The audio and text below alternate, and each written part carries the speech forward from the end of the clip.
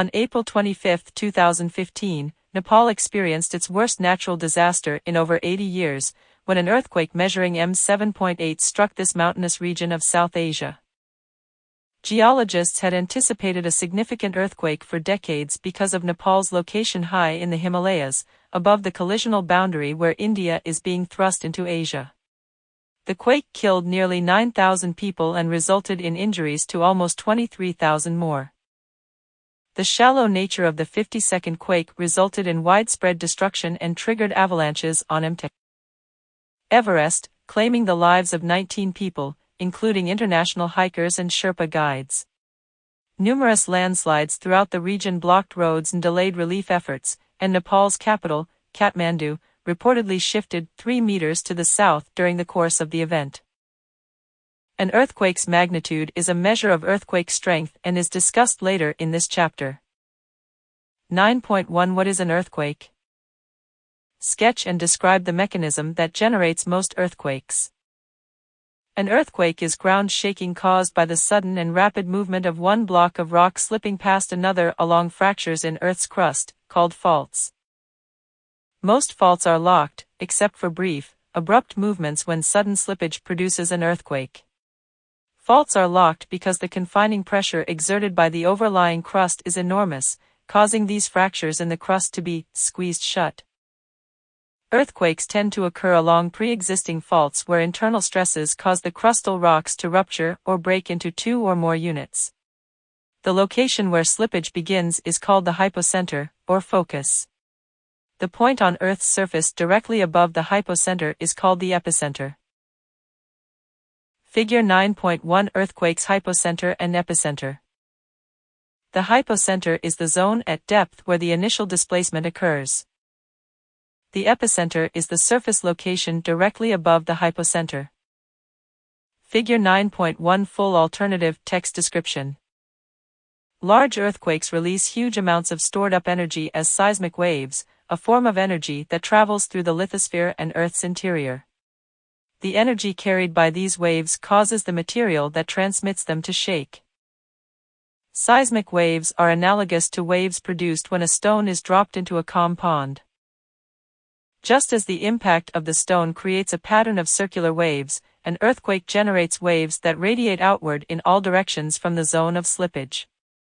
Although seismic energy dissipates rapidly as it moves away from the source of an earthquake, sensitive instruments can detect earthquakes even when they occur on the opposite side of Earth. Thousands of earthquakes occur around the world every day. Fortunately, most are small enough that people cannot detect them. Only about 15 strong earthquakes are recorded each year, many of them occurring in remote regions. The occasional large earthquakes that are triggered near a major population centers are among the most destructive natural events on Earth. The shaking of the ground, coupled with the liquefaction of soils, wreaks havoc on buildings, roadways, and other structures. In addition, a quake occurring in a populated area can rupture power and gas lines, causing numerous fires. In the famous 1906 San Francisco earthquake, much of the damage was caused by fires that became uncontrollable when broken water mains left firefighters with only trickles of water. Figure 9.2 Earthquakes can trigger fires.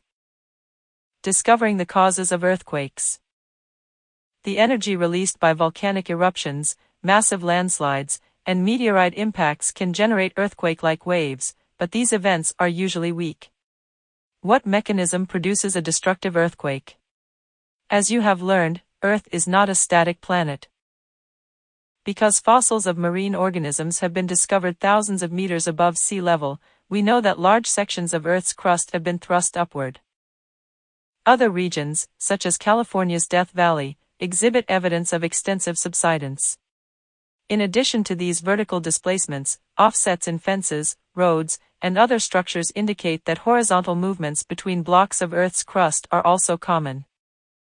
Color photo by John S. Shelton, University of Washington Libraries. Inset photo by G. K. Gilbert, USGS. The actual mechanism of earthquake generation eluded geologists until H. F. Reed conducted a landmark study following the 1906 San Francisco earthquake. This earthquake was accompanied by horizontal surface displacements of several meters along the northern portion of the San Andreas Fault. Field studies determined that during this single earthquake, the Pacific Plate lurched as much as 9.7 meters northward past the adjacent North American Plate. To better visualize this, imagine standing on one side of the fault and watching a person on the other side, originally directly in front of you, suddenly slide horizontally 32 feet to your right. Figure 9.3 Displacement of human-made structures along a fault. What Reed concluded from his investigations is illustrated in Figure 9.4. Over tens to hundreds of years, differential stress slowly bends the crustal rocks on both sides of a fault. This is much like a person bending a limber wooden stick, as shown in Figure 9.4a-b. Frictional resistance keeps the fault from rupturing and slipping. At some point, stress along the fault overcomes frictional resistance, and slippage occurs. Slippage allows the deformed rock to snap back to its original, stress-free shape. A series of earthquake waves radiate outward as it slides. Reed termed this springing back elastic rebound because the rock behaves elastically, much as a stretched rubber band does when it is released. Smart Figure 9.4 Elastic Rebound.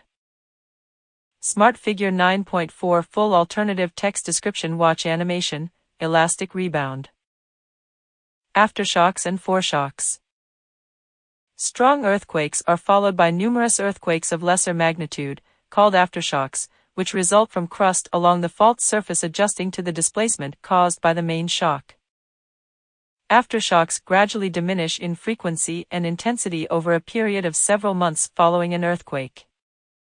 In a little more than a month following the M7.0 earthquake that devastated Haiti in 2010, the U.S. Geological Survey detected nearly 60 aftershocks with magnitudes of 4.5 or greater.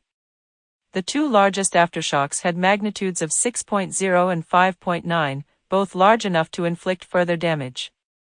Hundreds of minor tremors were also felt. Although aftershocks are weaker than the main earthquake, they often trigger the destruction of already weakened structures. For example, in northwestern Armenia in 1988, where many people lived in large apartment buildings constructed of brick and concrete slabs, a moderate earthquake of magnitude 6.9 weakened many structures, and a strong aftershock of magnitude 5.8 completed the demolition. In contrast to aftershocks, small earthquakes called foreshocks often, but not always, precede major earthquakes by days or, in some cases, several years. Monitoring of foreshocks to predict forthcoming earthquakes has been attempted with only limited success.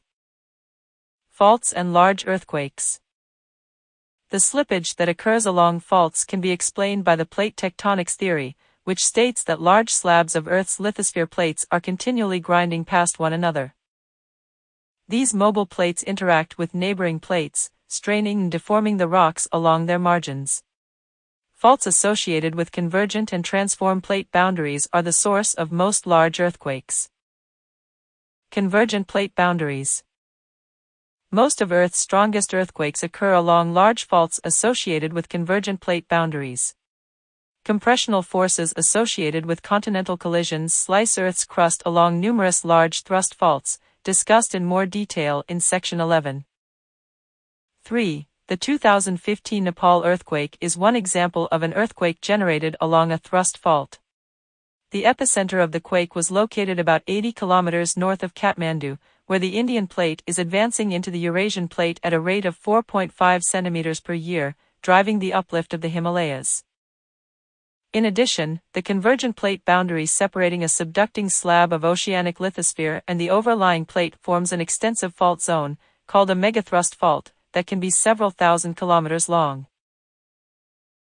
Along most subduction zones, these megathrust faults remain locked for decades or even centuries. As the subducting plate slowly descends, it drags and slowly bends the leading edge of overlying plate, sometimes producing a bulge on the ocean floor.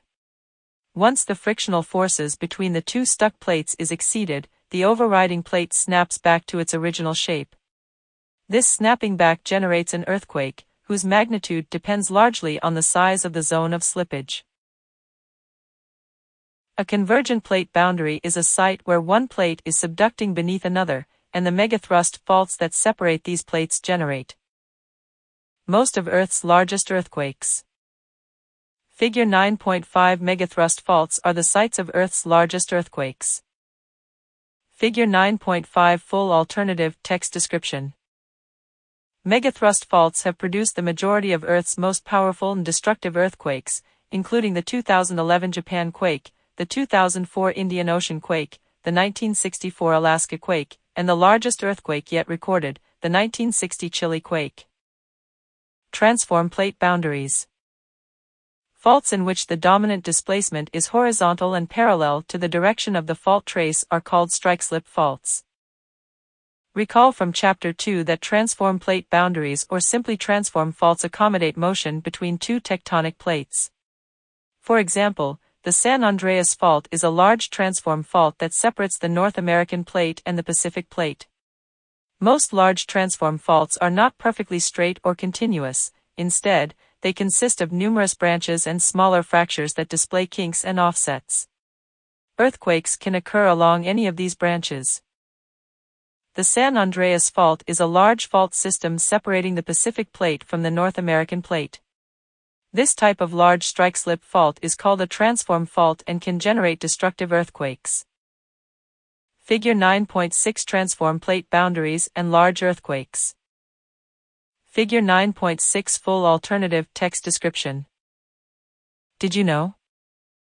Literally thousands of earthquakes occur daily. Fortunately, the majority of them are too small for people to feel, and the majority of larger ones occur in remote regions. Their existence is known only because of sensitive seismographs. Fault rupture and propagation.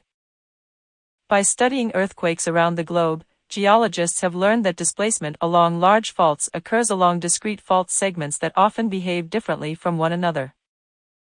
Some sections of the San Andreas, for example, exhibit slow, gradual displacement known as fault creep and produce little seismic shaking. Other segments slip at relatively closely spaced intervals, producing numerous small to moderate earthquakes. Still other segments remain locked and store elastic energy for a few hundred years before they break loose. Ruptures on segments that have been locked for 100 years or longer usually result in major earthquakes. Geologists have also discovered that slippage along large faults, such as the San Andreas, does not occur instantaneously. The initial slip occurs at the hypocenter and propagates along the fault surface. As each section slips, it puts strain on the next section, causing it to slip, too. Slippage propagates at 2 to 4 km per second, faster than a rifle shot. Rupture of a 100 km fault segment takes about 30 seconds, and rupture of a 300 km segment takes about 90 seconds. As rupturing progresses, it can slow down, speed up, or even jump to a nearby fault segment. Earthquake waves are generated at every point along the fault as that portion of the fault begins to slip. Concept checks 9.1. 1. What is an earthquake? Under what circumstances do most large earthquakes occur? 2. How are faults, hypocenters, and epicenters related? 3. Explain what is meant by elastic rebound. 4. What type of fault tends to produce the most destructive earthquakes? 9.2 Seismology, the study of earthquake waves. Compare and contrast the types of seismic waves and describe the principle of the seismograph. The study of earthquake waves, seismology, dates back to attempts made in China almost 2,000 years ago to determine the direction from which these waves originated. The earliest known instrument, invented by Zhongheng, was a large hollow jar containing a weight suspended from the top. The suspended weight was connected to the jaws of several large dragon figurines that encircled the container. The jaws of each dragon held a metal ball. When earthquake waves reached the instrument, the relative motion between the suspended mass and the jar would dislodge some of the metal balls into the waiting mouths of frogs directly below. Figure 9.7 Ancient Chinese Seismograph. During an earth tremor, the dragons located in the direction of the main vibrations would drop a ball into the mouth of a frog below. Instruments that record earthquakes. In principle, modern seismographs, or seismometers, are similar to the instruments used in ancient China. A seismograph has a weight freely suspended from a support that is securely attached to bedrock. When vibrations from an earthquake reach the instrument, the inertia of the weight keeps it relatively stationary, while earth and the support move. Inertia can be simply described by this statement: objects at rest tend to stay at rest, and objects in motion tend to remain in motion, unless acted upon by an outside force. You have experienced inertia when you have tried to stop your automobile quickly and your body continued to move forward. Smart Figure 9.8 Principle of the seismograph. The inertia of the suspended weight tends to keep it motionless while the recording drum, which is anchored to bedrock, vibrates in response to seismic waves. The stationary weight provides a reference point from which to measure the amount of displacement occurring as a seismic wave passes through the ground. Smart Figure 9.8 Full alternative text description. Watch animation, seismographs.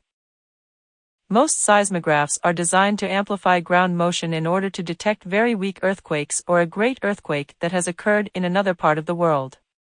Instruments used in earthquake-prone areas are designed to withstand the violent shaking that can occur near a quake's epicenter. Seismic waves. The records obtained from seismographs, called seismograms, provide useful information about the nature of seismic waves. Seismograms reveal that two main types of seismic waves are generated by the slippage of a rock mass. One of these wave types, called body waves, travel through Earth's interior. The other type, called surface waves, travel in the rock layers just below Earth's surface. P and S waves travel through Earth's interior, while surface waves travel in the layer directly below the surface. P waves are the first to arrive at a seismic station, followed by S waves and then surface waves. Smart Figure 9.9 Body waves versus surface waves. Smart Figure 9.9 Full alternative text description. Body waves. Watch tutorial P and S waves. Body waves are further divided into two types: primary waves, or P waves, and secondary waves, or S waves, and are identified by their mode of travel through intervening materials. P waves are push-pull waves. They momentarily push and pull rocks in the direction the waves are traveling. This wave motion is similar to that generated by striking a drum, which moves air back and forth to create sound. Solids, liquids, and gases resist stresses that change their volume when compressed and, therefore, elastically spring back once the stress is removed.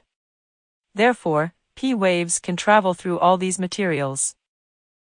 During a strong earthquake, ground shaking consists of a combination of various kinds of seismic waves. Figure 9.10 Full alternative text description. Figure 9.10 The characteristic motion of P and S waves. By contrast, S waves shake the particles at right angles to their direction of travel. This can be illustrated by fastening one end of a rope and shaking the other end, as shown in Figure 9.10b. Unlike P waves, which temporarily change the volume of intervening material by alternately squeezing and stretching it, S waves change the shape of the material that transmits them. Because fluids do not resist stresses that cause changes in shape, meaning fluids do not return to their original shape once the stress is removed, liquids and gases do not transmit S waves. Surface waves. There are two types of surface waves. One type causes Earth's surface and anything resting on it to move up and down, much as ocean swells toss a ship. The second type of surface wave causes Earth's surface to move from side to side. This motion is particularly damaging to the foundations of structures. Smart Figure 9.112 Types of surface waves. Comparing the speed and size of seismic waves. Watch animation, seismic wave motion. By examining the seismograms shown in Figure 9.12, you can see that the major difference among seismic waves is their speed of travel. P waves are the first to arrive at a recording station, then S waves, and finally surface waves. Generally, in any solid Earth material, P waves travel about 70% faster than S waves, and S waves are roughly 10% faster than surface waves. In addition to the velocity differences in the waves, notice in Figure 9.12 that the height, or amplitude, of these wave types also varies. S waves have slightly greater amplitudes than P waves, and surface waves exhibit even greater amplitudes. Surface waves also retain their maximum amplitude longer than P and S waves. As a result, surface waves tend to cause greater ground shaking and, hence, greater property damage than either P or S waves. Figure 9.12 Typical seismogram. Did you know? Some of the most interesting uses of seismographs involve the reconstruction of human catastrophes, such as airline crashes, pipeline explosions, and mining disasters. For example, a seismologist helped with the investigation of Pan Am Flight 103, which was brought down over Lockerbie, Scotland, by a terrorist bomb in 1988. Nearby seismographs recorded 6 separate impacts, indicating that the plane had broken into that many large pieces before it crashed. Concept checks 9.2. 1. Describe how a seismograph works. 2. List the major differences between P, S, and surface waves. 3. Which type of seismic wave tends to cause the greatest destruction to buildings? 9.3 Locating the source of an earthquake. Explain how seismographs are used to locate the epicenter of an earthquake. When seismologists analyze an earthquake, they first determine its epicenter, the point on Earth's surface directly above the hypocenter, or focus. One method used for locating an earthquake's epicenter relies on the fact that P waves travel faster than S waves. The traveling waves are analogous to two racing automobiles, one faster than the other. The first P wave, like the faster automobile, always wins the race, arriving ahead of the first S wave. The greater the length of the race, the greater the difference in their arrival times at the finish line. Therefore, the longer the interval between the arrival of the first P wave and the arrival of the first S wave, the greater the distance to the epicenter. Figure 9.13 shows 3 simplified seismograms for the same earthquake. Based on the P, S interval, which city, New York, Nome, or Mexico City, is farthest from the epicenter? Figure 9.13 Full alternative text description. Figure 9.13 Seismograms of the same earthquake recorded at 3 different locations. The system for locating earthquake epicenters was developed by using seismograms from earthquakes whose epicenters could be easily pinpointed based on physical evidence. From these seismograms, travel, time graphs were constructed. Using the sample seismogram for New York in Figure 9.13 and the travel, time curve in Figure 9.14, we can determine the distance separating the recording station from the earthquake in 3 steps. 1. Using the seismogram for New York, we determine that the time interval between the arrival of the first P wave and the arrival of the first S wave is 5 minutes. 2. Using the travel, time graph, we find the location where the vertical separation between P and S curves is equal to the P, S time interval. 3. From the position in step 2, we draw a vertical line to the horizontal axis and read the distance to the epicenter. A travel, time graph is used to determine the distance to an earthquake's epicenter. The difference in arrival times of the first P and S waves in the example shown is 5 minutes. Figure 9.14 Travel, time graph. Figure 9.14 Full alternative text description. Using these steps we determine that the earthquake occurred 3,700 kilometers from the recording instrument in New York City. Now we know the distance, but what about direction? The epicenter could be in any direction from the seismic station. Using a method called triangulation, we can determine the location of an epicenter if we know the distance to it from 2 or more additional seismic stations. On a map or globe, we draw a circle around each seismic station with a radius equal to the distance from that station to the epicenter. The point where the 3 circles intersect is the approximate epicenter of the quake. Figure 9.15 Triangulation to locate an earthquake. This method involves using the distance obtained from 3 or more seismic stations to establish the location of an earthquake. Figure 9.15 Full alternative text description. Concept checks 9.3. 1. What information does a travel time graph provide?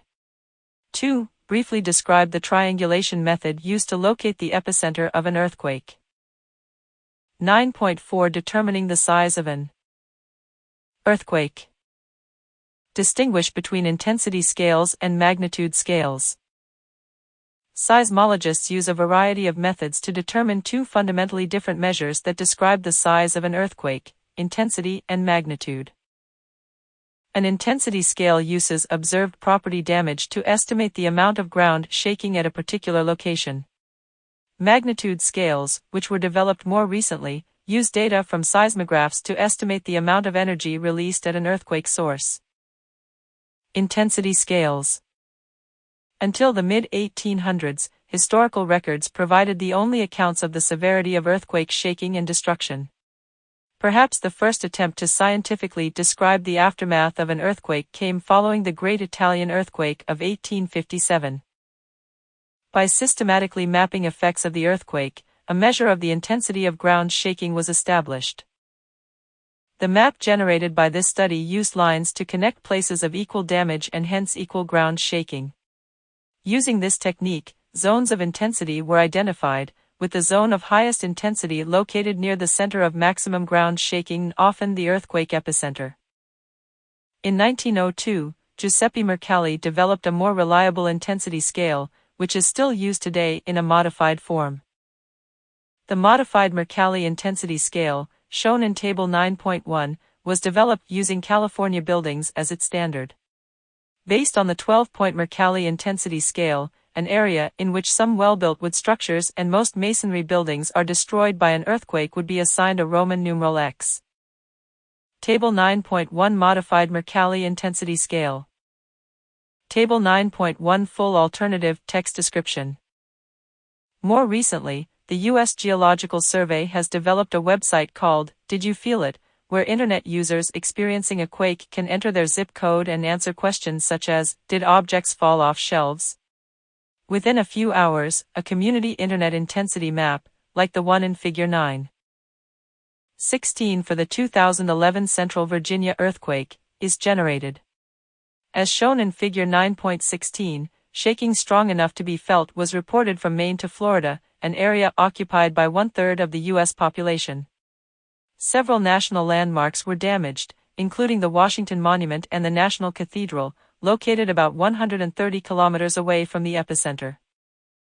Maps like this one are prepared using data collected on the internet from people responding to questions such as, did objects fall off shelves? Smart Figure 9.16 USGS Community Internet Intensity Map. Smart Figure 9.16 Full alternative text description. Magnitude scales. Watch tutorial, Intensity versus Magnitude.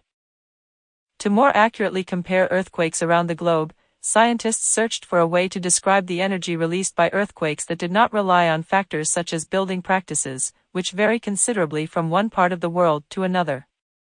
As a result, several magnitude scales were developed. Richter magnitude. In 1935, Charles Richter of the California Institute of Technology developed the first magnitude scale to use seismic records. As shown in Figure 9.17. The Richter scale is calculated by measuring the amplitude of the largest seismic wave recorded on a seismogram. Because seismic waves weaken as the distance between the hypocenter and the seismograph increases, Richter developed a method that accounts for the decrease in wave amplitude with increasing distance. Theoretically, as long as equivalent instruments are used, monitoring stations at different locations will obtain the same Richter magnitude for each recorded earthquake. In practice, however, different recording stations often obtain slightly different magnitudes for the same earthquake, a result of the variations in the rock types through which the waves travel. Figure 9.17 Determining the Richter magnitude of an earthquake. Figure 9.17 Full alternative text description. Earthquakes vary enormously in strength, and great earthquakes produce wave amplitudes thousands of times larger than those generated by weak tremors. To accommodate this wide variation, Richter used a logarithmic scale to express magnitude, in which a 10-fold increase in wave amplitude corresponds to an increase of 1 on the magnitude scale. Thus, the intensity of ground shaking for a magnitude 5 earthquake is 10 times greater than that produced by an earthquake having a Richter magnitude of 4. Figure 9.18 Magnitude versus ground motion and energy released. An earthquake that is 1 magnitude stronger than another produces seismic waves that have a maximum amplitude 10 times greater, and releases about 32 times more energy than the weaker quake. Figure 9.18 Full alternative text description. In addition, each unit of increase in Richter magnitude equates to roughly a 32-fold increase in the energy released. Thus, an earthquake with a magnitude of 6.5 releases 32 times more energy than one with a magnitude of 5.5 and roughly 1,000 times more energy than a magnitude 4.5 quake. A major earthquake with a magnitude of 8.5 releases millions of times more energy than the smallest earthquakes felt by humans. Figure 9.19 Annual occurrence of earthquakes with various magnitudes. Figure 9.19 Full alternative text description. The convenience of describing the size of an earthquake by a single number that can be calculated quickly from seismograms makes the Richter scale a powerful tool. Seismologists have since modified Richter's work and developed other Richter-like magnitude scales. Despite its usefulness, the Richter scale is not adequate for describing very large earthquakes. For example, the 1906 San Francisco earthquake and the 1964 Alaska earthquake have roughly the same Richter magnitudes. However, based on the relative size of the affected areas and the associated tectonic changes, the Alaska earthquake released considerably more energy than the San Francisco quake. Thus, the Richter scale is considered saturated for major earthquakes because it cannot distinguish among them.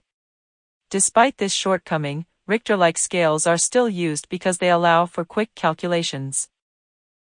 Moment magnitude. For measuring medium and large earthquakes, seismologists now favor a newer scale called moment magnitude, which estimates the total energy released during an earthquake. Moment magnitude is calculated by determining the average amount of slip on the fault, the area of the fault surface that slipped, and the strength of the faulted rock. Moment magnitude can also be calculated by modeling data obtained from seismograms. The results are converted to a magnitude number, similar to other magnitude scales. Like the Richter scale, each unit increase on the moment magnitude scale equates to roughly a 32-fold increase in the energy released. Because the moment magnitude scale is better at estimating the relative size of very large earthquakes, seismologists have used the moment magnitude scale to recalculate the magnitudes of older strong earthquakes. For example, the 1964 Alaska earthquake, given a Richter magnitude of 8.3, has since been recalculated using the moment magnitude scale, resulting in an upgrade to MW 9.2. Conversely, the 1906 San Francisco earthquake's Richter magnitude of 8.3 was downgraded to MW 7.9. The strongest earthquake on record is the 1960 Chilean subduction zone earthquake, at a moment magnitude of 9.5. Did you know? It is a commonly held belief that moderate earthquakes decrease the chances of a major earthquake in the same region, but this is not the case. When you compare the amount of energy released by earthquakes of different magnitudes, it turns out that thousands of moderate tremors would have to occur to equal the huge amount of energy released during one great earthquake. Concept checks 9.4. 1. What does the modified Mercalli intensity scale tell us about an earthquake? 2. What information is used to establish the lower numbers on the Mercalli scale? 3. How much more energy does a magnitude 7.0 earthquake release than a magnitude 6.0 earthquake? 4. Why is the moment magnitude scale favored over the Richter scale for large earthquakes? 9.5 Earthquake destruction. List and describe the major destructive forces that earthquake vibrations can trigger. The most violent earthquake ever recorded in North America, the 1964 Alaska earthquake, occurred at 5:36 on March 27, 1964. Felt over most of the state, the earthquake had a moment magnitude of 9.2 and lasted 3 to 4 minutes. This event left 128 people dead and thousands homeless, and it badly disrupted the state's economy. Within 24 hours of the initial shock, 28 aftershocks were recorded, 10 of them exceeding magnitude 6. The epicenter and towns hardest hit by the quake are shown in Figure 9.20. Figure 9.20 region most affected by the Alaska earthquake, 1964. Many factors determine the degree of destruction that accompanies an earthquake. The most obvious is the magnitude of the earthquake and its proximity to a populated area.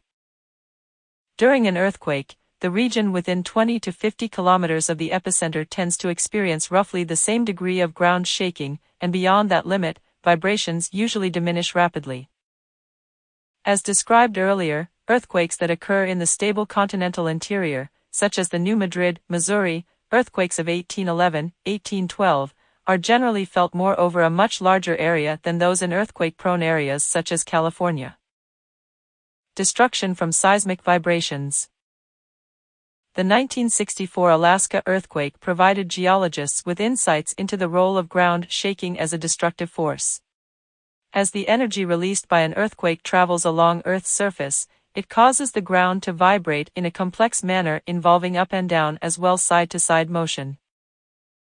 The amount of damage to human-made structures attributable to the vibrations depends on several factors, including the intensity and duration of the vibrations, the nature of the material on which structures rest, and the building materials and construction practices of the region. All the multi-story structures in Anchorage were damaged by the vibrations. The more flexible wood frame residential buildings fared best. A striking example of how construction variations affect earthquake damage is shown in Figure 9.21. You can see that the steel frame building on the left withstood the vibrations, whereas the poorly designed JCPenney building was badly damaged. Engineers have learned that buildings constructed of blocks and bricks that are not reinforced with steel rods are the most serious safety threats in earthquakes. Unfortunately, most of the structures in the developing world are constructed of unreinforced concrete slabs and bricks made of dried mud, a primary reason the death toll in poor countries such as Haiti and Nepal is usually higher than for earthquakes of similar size in Japan and the United States. The poorly designed 5-story JCPenney building in Anchorage, Alaska, sustained extensive damage. The steel frame adjacent building incurred very little structural damage. Figure 9.21 comparing damage to structures. The 1964 Alaska earthquake damaged most large structures in Anchorage, even though they were built according to the earthquake provisions of the Uniform Building Code. Perhaps some of that destruction can be attributed to the unusually long duration of the earthquake. Most quakes involve tremors that last less than a minute. For example, the 1994 Northridge earthquake was felt for about 40 seconds, and the strong vibrations of the 1989 Loma Prieta earthquake lasted less than 15 seconds. But the Alaska quake, which was substantially larger than both, reverberated for 3 to 4 minutes. Amplification of seismic waves. Although the whole region near the epicenter experiences about the same intensity of ground shaking, destruction may vary considerably in this area due to the nature of the ground on which the structures are built. Soft sediments, for example, generally amplify the vibrations more than solid bedrock. Thus, the buildings in Anchorage that were situated on unconsolidated sediments experienced heavy structural damage. In contrast, most of the town of Whittier, though much nearer the epicenter, rested on a firm foundation of solid bedrock and, therefore, suffered much less damage from seismic vibrations. Figure 9.22 ground failure caused this street in Anchorage, Alaska, to collapse. Liquefaction. The intense shaking of an earthquake can cause loosely packed waterlogged materials, such as sandy stream deposits or fill, to be transformed into a substance that acts like a fluid. The phenomenon of transforming a somewhat stable soil into mobile material capable of rising toward Earth's surface is known as liquefaction. When liquefaction occurs, the ground may not be capable of supporting buildings, and underground storage tanks and sewer lines may literally float toward the surface. Figure 9.23 Effects of liquefaction on buildings. During the 1989 Loma Prieta earthquake, in San Francisco's Marina District, foundations failed, and geysers of sand and water shot from the ground, evidence that liquefaction had occurred. Liquefaction also contributed to the damage inflicted on San Francisco's water system during the 1906 earthquake. During the 2011 Japan earthquake, liquefaction caused entire buildings to sink several feet. These sand volcanoes, produced by the Christchurch, New Zealand, earthquake of 2011, formed when geysers of sand and water shot from the ground, an indication that liquefaction occurred. Figure 9.24 Full alternative text description. Figure 9.24 Liquefaction. Landslides and ground subsidence. The greatest earthquake-related damage to structures is often caused by landslides and ground subsidence triggered by earthquake vibrations. This was the case during the 1964 Alaska earthquake in Valdez and Seward, where the violent shaking caused coastal sediments to slump, carrying away both waterfronts.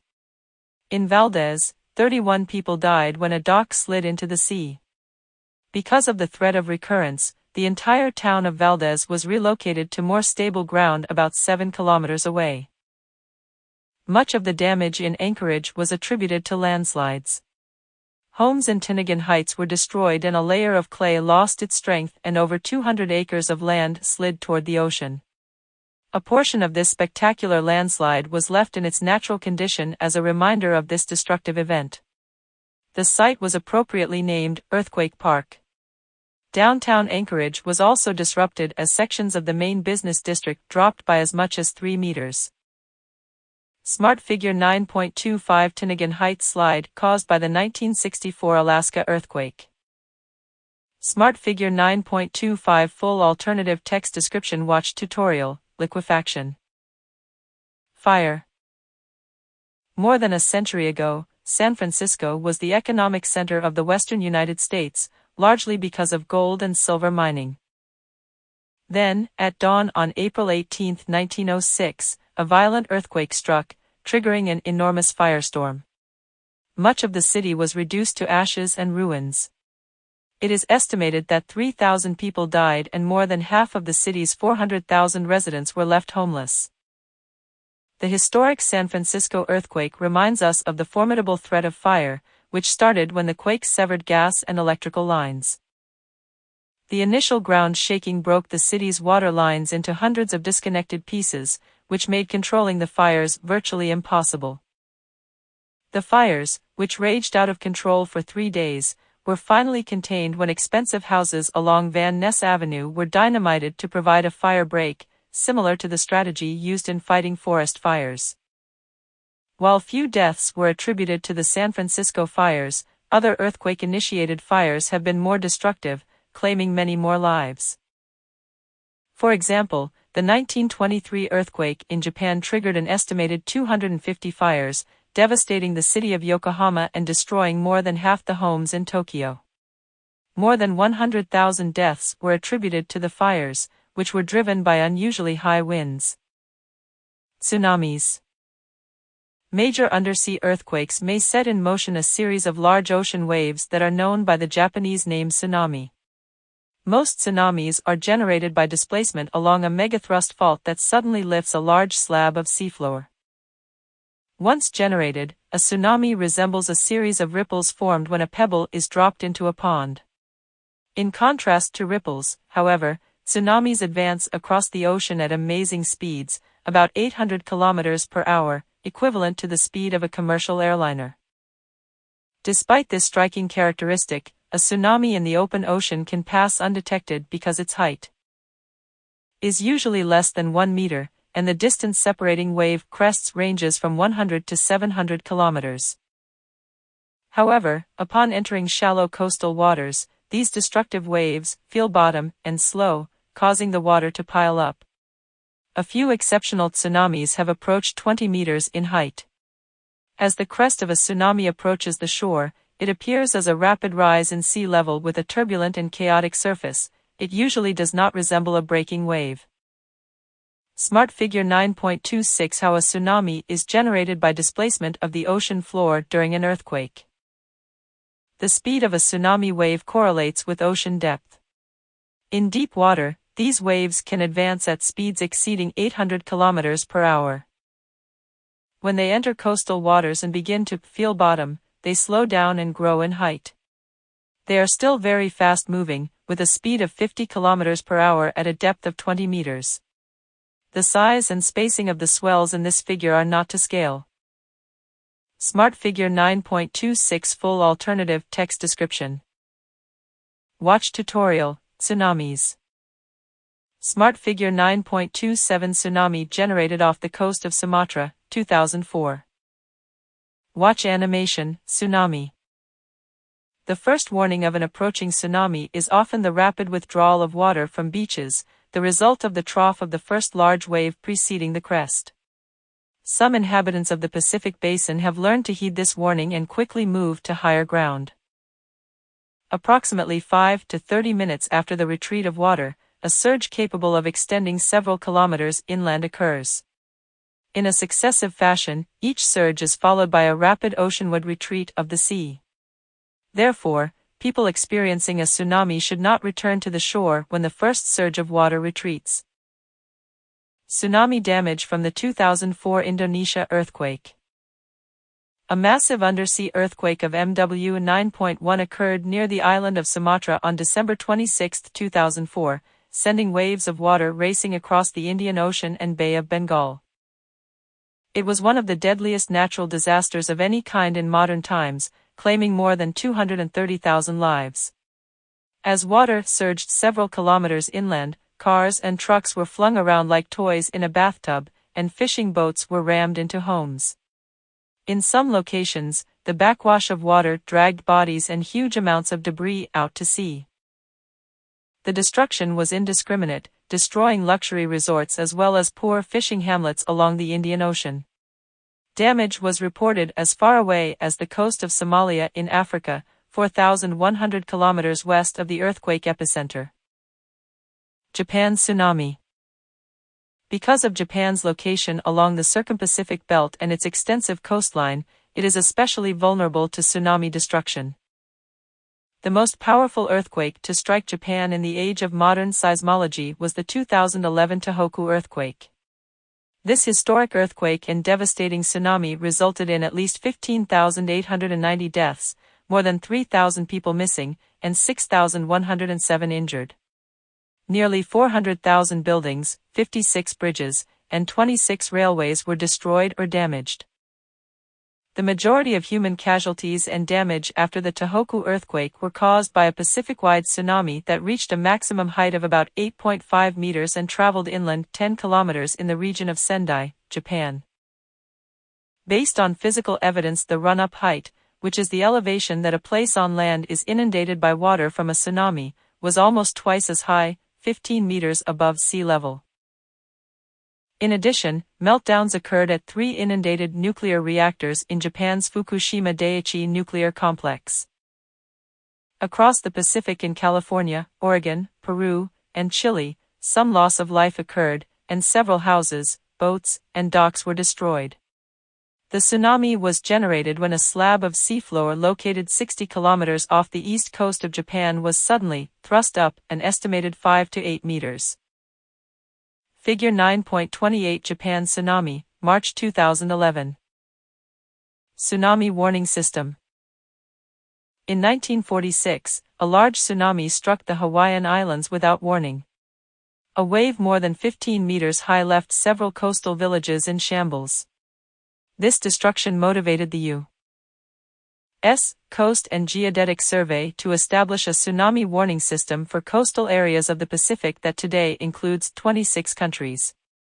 Seismic observatories throughout the region report large earthquakes to the Tsunami Warning Center in Honolulu. Scientists at the center use deep-sea buoys equipped with pressure sensors to detect energy released by an earthquake. In addition, tidal gauges measure the rise and fall in sea level that accompany tsunamis, and warnings are issued within an hour. Although tsunamis travel very rapidly, there is sufficient time to warn all except those in the areas nearest the epicenter. For example, a tsunami generated near the Aleutian Islands would take 5 hours to reach Hawaii, and one generated near the coast of Chile would travel 15 hours before reaching the shores of Hawaii. Travel times to Honolulu, Hawaii, from selected locations throughout the Pacific. Figure 9.29 Tsunami travel times. Figure 9.29 Full alternative text description. Did you know? Although there are no historical records of tsunamis produced by meteorite impacts in the oceans, such events have occurred. Geologic evidence indicates that the most recent occurrence was a mega tsunami that devastated portions of the Australian coast sometime around 1500. A meteorite impact 65 million years ago near Mexico's Yucatan Peninsula created one of the largest impact-induced tsunamis ever. The giant wave swept hundreds of kilometers inland around the Gulf of Mexico coastline. Concept checks 9.5. 1. List 4 factors that influence the amount of destruction that seismic vibrations cause to human-made structures. 2. In addition to the destruction created directly by seismic vibrations, list 3 other types of destruction associated with earthquakes. 3. What is a tsunami? How are tsunamis generated? 4. List at least 3 reasons an earthquake with a magnitude of 7.0 might result in more death and destruction than a quake with a magnitude of 8.0. 9.6 Where do most earthquakes occur?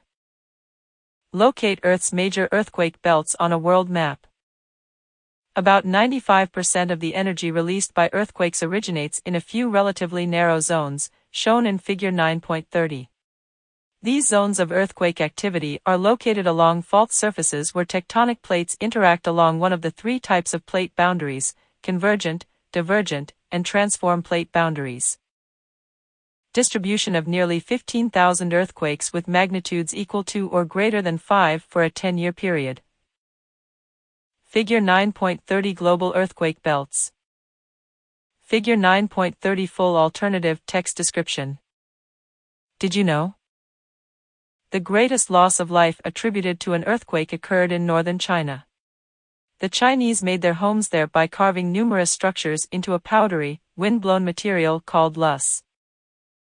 Early on the morning of January 23, 1556, an earthquake struck the region, collapsing the cave-like structures and killing about 830,000 people.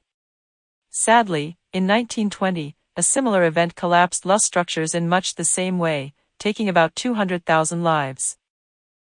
Earthquakes associated with plate boundaries.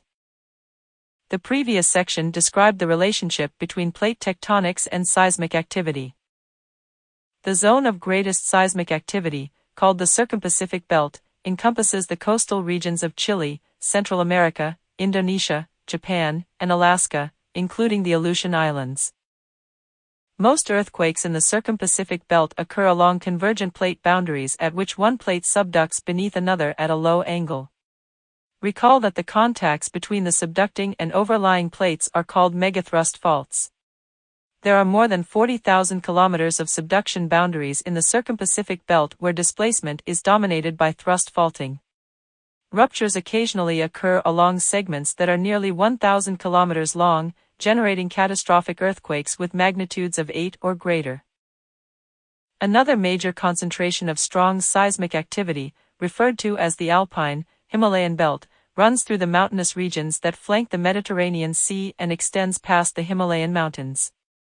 Tectonic activity in this region is mainly attributed to collisions of the African plate and the Indian subcontinent with the vast Eurasian plate.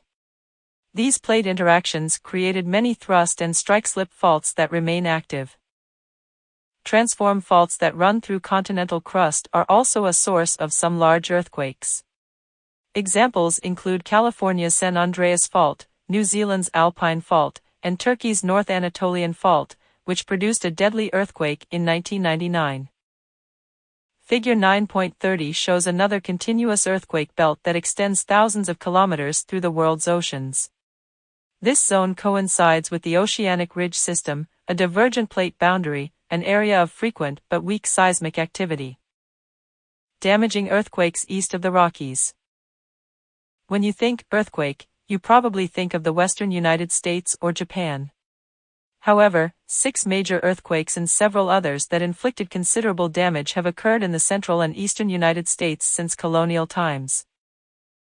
Large earthquakes are uncommon in the middle of continents, far from the places where plates collide or grind past one another, or where one plate slides beneath another. Nevertheless, several damaging earthquakes have occurred in the central and eastern United States since colonial times. Figure 9.31 Full alternative text description. 3 of these quakes, which occurred as a cluster, had estimated magnitudes of 7.0 and destroyed what was then the frontier town of New Madrid, Missouri, located in the Mississippi River Valley. It has been estimated that if an earthquake the size of the 1811-1812 New Madrid event were to strike in the same location in the next decade, it would result in casualties in the thousands and damages in the tens of billions of dollars.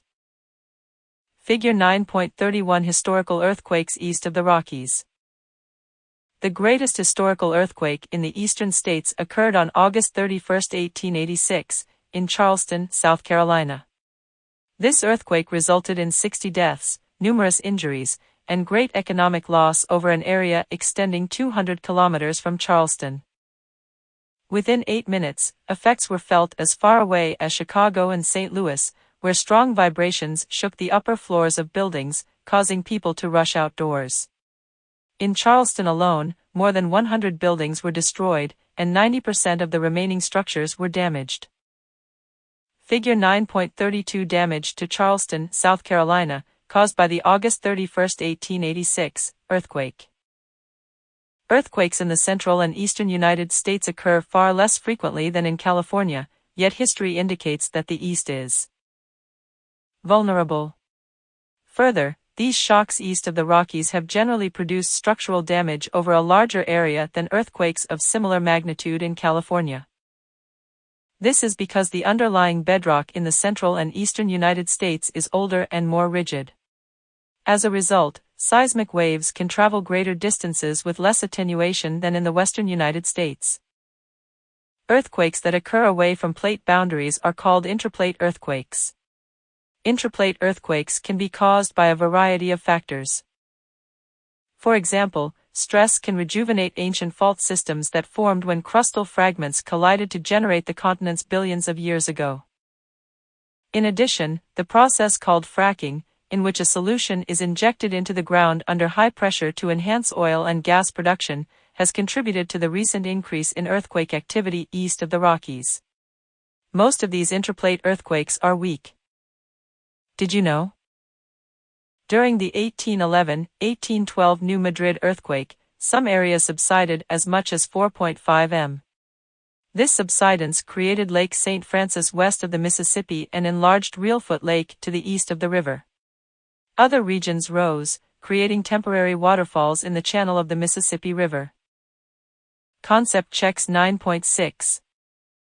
1. What zone on Earth has the greatest amount of seismic activity? 2. What type of plate boundary is associated with Earth's largest earthquakes? 3. Explain why an earthquake east of the Rockies may produce damage over a larger area than one of similar magnitude in California. 9.7 Can earthquakes be predicted? Compare and contrast the goals of short-range earthquake predictions and long-range forecasts. The vibrations that shook the San Francisco area in 1989 caused 63 deaths, heavily damaged the Marina District, and caused the collapse of a double-decked section of I-880 in Oakland, California. This level of destruction was the result of an earthquake of moderate magnitude. Seismologists warn that other earthquakes of comparable or greater strength can be expected along the San Andreas system, which cuts a nearly 1,300-kilometer path through the western one-third of the state. An obvious question is, can these earthquakes be predicted? This section of a double-decked highway, known as the Cypress Viaduct, collapsed during the 1989 Loma Prieta earthquake. Short-range predictions. Figure 9.33 Collapse of the double-decked section of I-880. The goal of short-range earthquake prediction is to provide a warning of the location and magnitude of a large earthquake within a narrow time frame. Substantial efforts to achieve this objective have been attempted in Japan, the United States, China, and Russia, countries where earthquake risks are high. This research has concentrated on monitoring possible precursors, events, or changes that precede a forthcoming earthquake and thus may provide warning. In California, for example, seismologists monitor changes in ground elevation and variations in strain levels near active faults. Other researchers measure changes in groundwater levels, while still others try to predict earthquakes based on an increase in the frequency of foreshocks that precede some, but not all, earthquakes. Table 9.2 Some notable earthquakes. Table 9.2 Full alternative text description. Japanese and Chinese scientists have tried to monitor anomalous animal behavior. A few days before the May 12, 2008, earthquake in China's Sichuan province, the streets of a village near the fault were filled with toads migrating from the mountains. Was this a warning? Perhaps. Walter Mooney, a USGS seismologist, put it best: everyone hopes that animals can tell us something we don't know. But animal behavior is way too unreliable. Although precursors may exist, we have yet to determine effective ways to interpret and utilize the information. One claim of a successful short-range prediction, based on an increase in foreshocks, was made by the Chinese government after the February 4, 1975, earthquake in Liaoning province. According to reports, very few people were killed, even though more than 1 million lived near the epicenter, because the earthquake was predicted, and the residents were evacuated. Some Western seismologists have questioned this claim and suggest instead that an intense swarm of foreshocks, which began 24 hours before the main earthquake, may have caused many people to evacuate of their own accord. 1 year after the Liaoning earthquake, an estimated 240,000 people perished in the Tangshan, China, earthquake, which was not predicted. There were no foreshocks. Predictions can also lead to false alarms. In a province near Hong Kong, people reportedly evacuated their dwellings for over a month, but no earthquake followed. In order for a short-range prediction scheme to be generally accepted, it must be both accurate and reliable. Thus, it must have a small range of uncertainty in regard to location and timing, and it must produce few failures or false alarms. Can you imagine the debate that would precede an order to evacuate a large U.S. city, such as Los Angeles or San Francisco? The cost of evacuating millions of people, arranging for living, accommodations, and providing for their lost wages would be staggering. Currently, no reliable method exists for making short-range earthquake predictions. In fact, leading seismologists in the past 100 years have generally concluded that short-range earthquake prediction is not feasible. Long-range forecasts. In contrast to short-range predictions, which aim to predict earthquakes within a time frame of hours or days, long-range forecasts are estimates of how likely it is for an earthquake of a certain magnitude to occur on a time scale of 30 to 100 years or more. These forecasts give statistical estimates of the expected intensity of ground motion for a given area over a specified time frame. Although long-range forecasts are not as informative as we might like, these data provide important guides for building codes so that buildings, dams, and roadways are constructed to withstand expected levels of ground shaking. Most long-range forecasting strategies are based on evidence that many large faults break in a cyclical manner, producing similar quakes at roughly similar intervals. In other words, as soon as a section of a fault ruptures, the continuing motions of Earth's plates begin to build strain in the rocks again until they fail once more. Seismologists have therefore studied historical records of earthquakes to see if there are any discernible patterns so that they can establish the probability of recurrence. Seismic gaps. Seismologists began to plot the distribution of rupture zones associated with great earthquakes around the globe. The maps revealed that individual rupture zones tend to occur adjacent to one another, without appreciable overlap, thereby tracing out a plate boundary. Because plates are moving at known velocities, the rate at which strain builds can also be estimated. When these researchers studied historical records, they discovered that some seismic zones had not produced a large earthquake in more than a century or, in some locations, for several centuries. These quiet zones, called seismic gaps, are believed to be zones that are storing strain that will be released during a future earthquake. Figure 9.34 shows a patch of the megathrust fault that lies offshore of Padang, a low-lying Sumatran city of 800,000 people that has not ruptured since 1797. Scientists are particularly concerned about this seismic gap because rupture of an adjacent segment of the fault caused the 2004 Indian Ocean earthquake and tsunami that claimed 230,000 lives. Seismic gaps are quiet zones, thought to be inactive, that are storing elastic strain that will eventually produce major earthquakes. This seismic gap occurs along a patch of the megathrust fault where oceanic lithosphere is being subducted beneath Sumatra, near Padang, a low-lying coastal city. With a population of 800,000 people. Figure 9.34 Full alternative text description.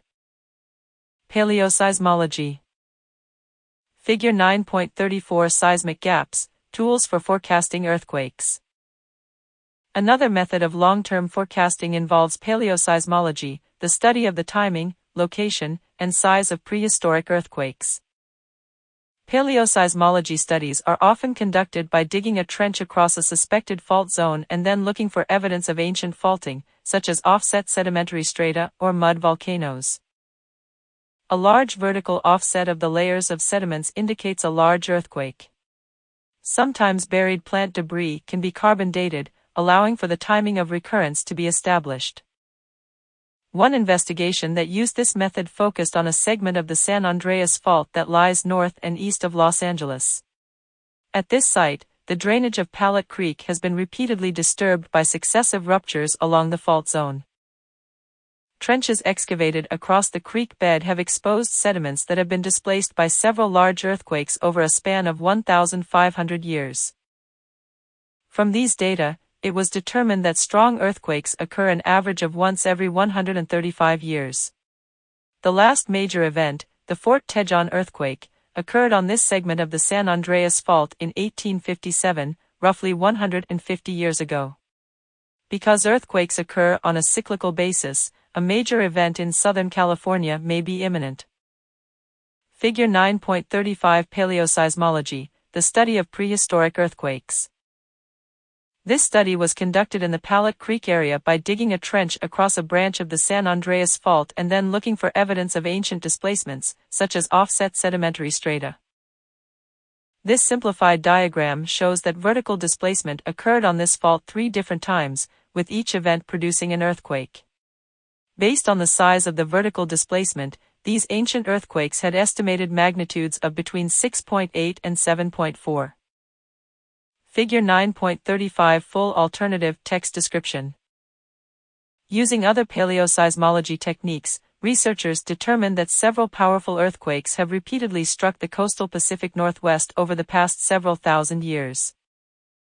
The most recent event, which occurred about 300 years ago, generated a destructive tsunami. As a result of these findings, public officials have taken steps to strengthen some of the region's existing buildings, dams, bridges, and water systems. Even the private sector responded. The U.S. Bancorp building in Portland, Oregon, was strengthened at a cost of $8 million. Concept checks 9.7. 1. Are accurate, short-range earthquake predictions currently possible using modern seismic instruments? Explain. 2. What is the value of long-range earthquake forecasts?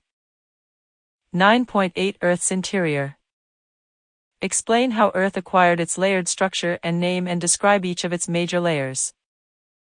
The detailed studies of seismic waves described earlier help scientists locate and measure earthquakes. Knowing how seismic waves behave has also given us a better understanding of the nature of Earth's interior. If we could slice Earth in half, the first thing we would notice is that it has distinct layers. The heaviest materials are in the center. Less dense solids are in the middle, and lighter liquids and gases are on top. Within Earth we know these layers as the iron-rich core, the rocky mantle and crust, the liquid ocean, and the gaseous atmosphere. Probing Earth's interior, seeing seismic waves. How do we know about the structure and properties of Earth's deep interior? Light does not travel through rock, so we must find other ways to see into our planet. The best way to learn about Earth's interior is to dig or drill a hole and examine it directly. Unfortunately, this is possible only at shallow depths. The deepest a drilling rig has ever penetrated is only 12.3 kilometers, which is about 1/500th of the way to Earth's center.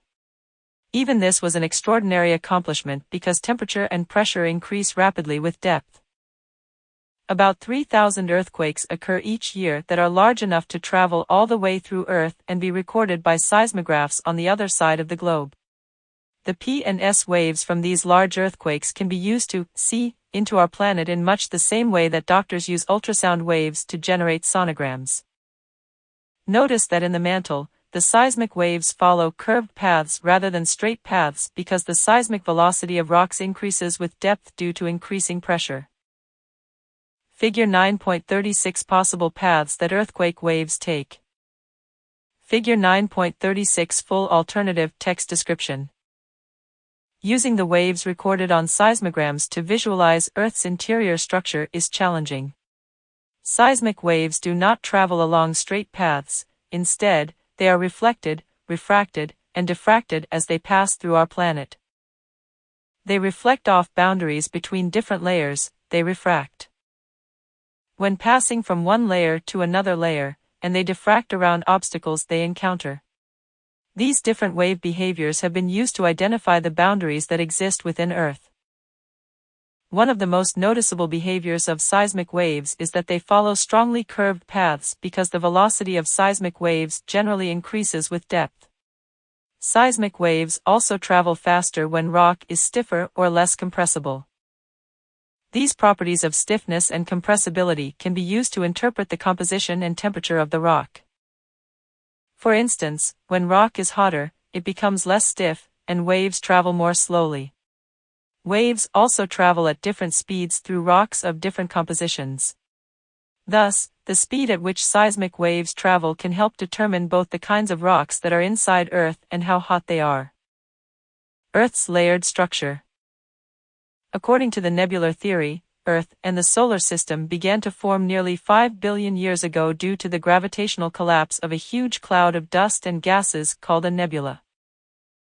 As material accumulated to form Earth, the high-velocity impact of nebular debris and the decay of radioactive elements caused the temperature of our planet to increase steadily. During this time of intense heating, Earth became hot enough to melt iron and nickel. Melting produced liquid blobs of heavy metal that sank toward the center of the planet. This process occurred rapidly on the scale of geologic time and produced Earth's dense iron-rich core. The early period of heating resulted in another process, called chemical differentiation, whereby melting formed buoyant masses of molten rock that rose toward Earth's surface and solidified to produce a primitive crust. These rocky materials were rich in oxygen and oxygen-seeking elements, particularly silicon and aluminum, along with lesser amounts of calcium, sodium, potassium, iron, and magnesium. In addition, some heavy metals such as gold, lead, and uranium, which have low melting points or were highly soluble in the ascending molten masses, were scavenged from Earth's interior and concentrated in the developing crust. This early period of chemical differentiation established the three basic divisions of Earth's interior: the iron-rich core, the thin primitive crust, and Earth's largest layer, called the mantle, which is located between the core and crust. Earth's three compositionally distinct layers, the crust, mantle, and core, can be further subdivided into zones based on physical properties. The physical properties used to define such regions include whether the layer is solid or liquid and how weak or strong it is. Knowledge of both the chemical composition and physical properties of Earth's layers is essential to our understanding of basic geologic processes, such as volcanism, earthquakes, and mountain building. The properties of Earth's layers include the physical state of the material. as well as how strong the material is, for example, the distinction between the strong lithosphere and weak asthenosphere. Studies have shown that Earth's layers are mainly determined by density, with the heaviest materials at the center and the lightest ones on the outside. Figure 9.37 Views of Earth's layered structure.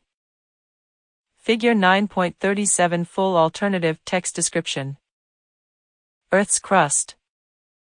The crust is Earth's relatively thin, rocky outer skin, and two types exist: continental crust and oceanic crust.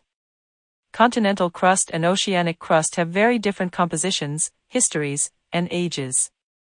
In fact, oceanic crust is compositionally more similar to Earth's mantle than to continental crust.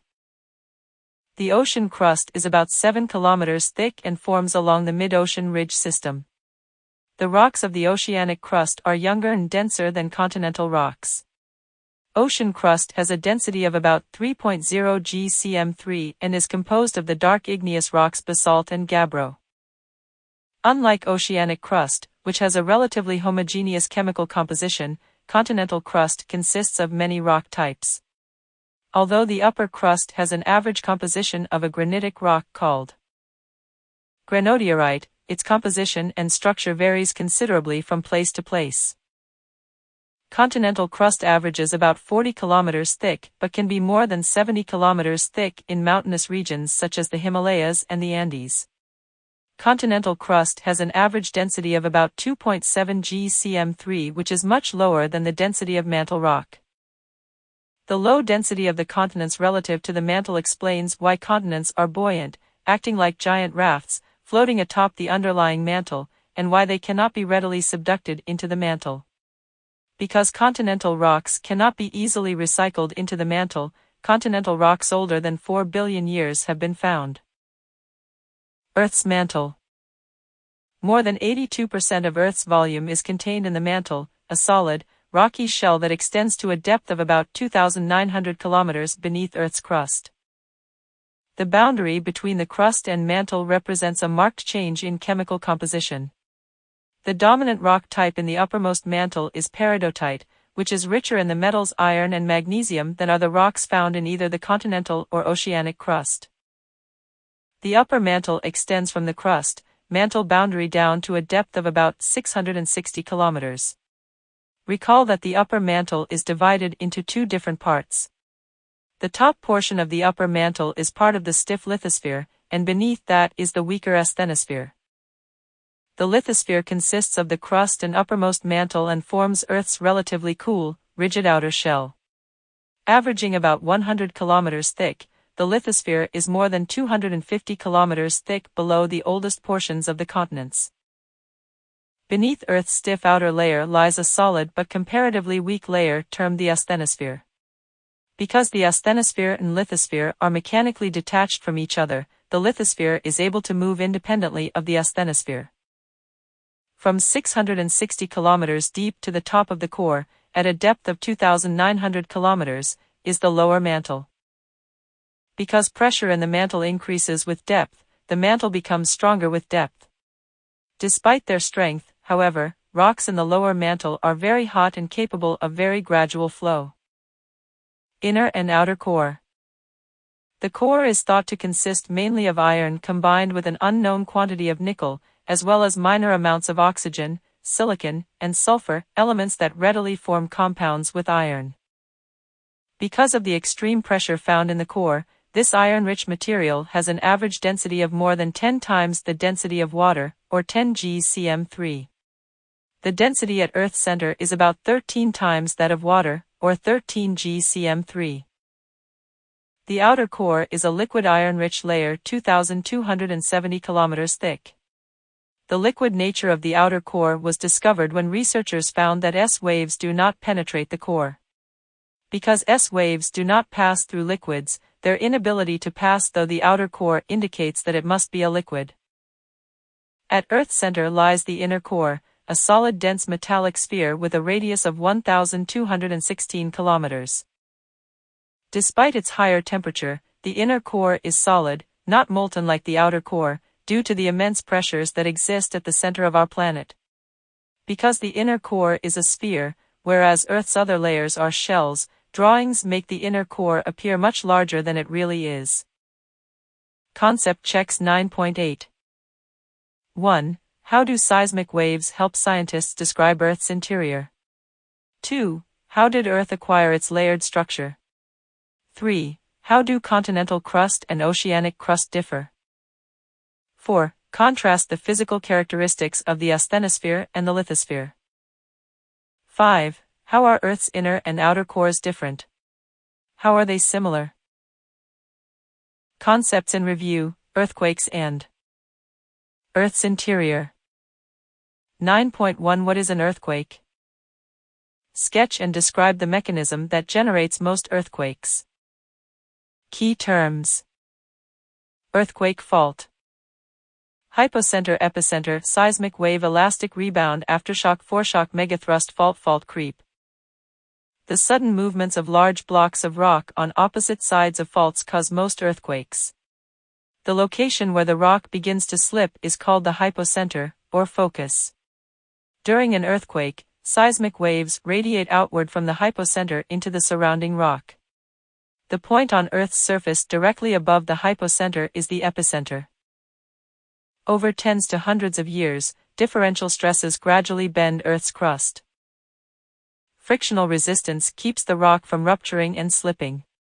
At some point, the stress overcomes the frictional resistance, and slippage allows the deformed rock to spring back to its original shape, generating an earthquake.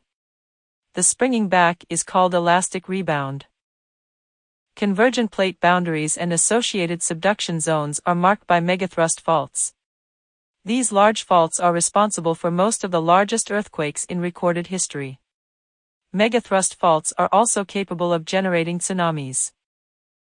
The San Andreas Fault in California is an example of a large strike-slip fault that forms a transform plate boundary capable of generating destructive earthquakes.